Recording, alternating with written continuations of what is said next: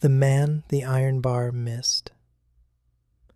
Most people go through life without ever stopping to think about just how fragile and how essential the human brain really is. But in 1848, one man's life would literally prove it. A 25-year-old railroad foreman named Phineas P. Gage was working in Cavendish, Vermont, setting explosives to clear rock for a new rail line. On September 13th, he was packing gunpowder into a hole with a metal rod, a long, heavy iron bar, nearly 4 feet long and weighing over 13 pounds. Something went wrong. The powder detonated early. The iron rod shot straight up, entered under his left cheek, passed through his brain, and exited clean through the top of his skull, landing dozens of feet behind him. And yet, unbelievably, Phineas Gage survived. He didn't lose consciousness at the moment of impact. He could talk.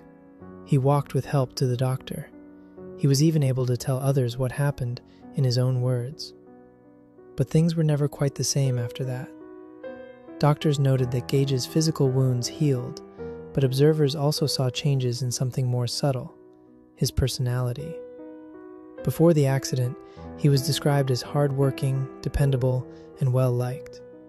Afterward, some people said he was impulsive, profane, and unpredictable, unable to plan as he once did. Friends even said he was no longer Gage. He couldn't go back to his old job, and he moved from place to place, appearing in exhibitions, doing odd work, even driving stagecoaches in Chile.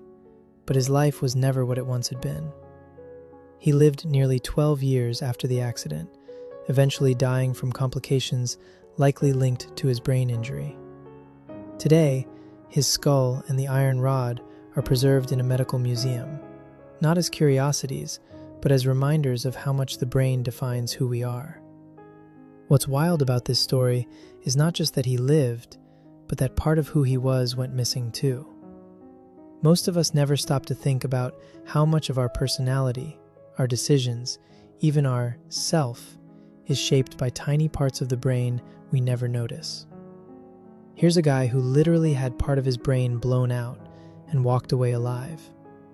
But with that survival came a new version of him, a one-in-a-million moment nobody could want. And yet, it teaches us something real and quietly profound about what makes us, us. It's a story that shows how little we know about ourselves until life forces us to learn.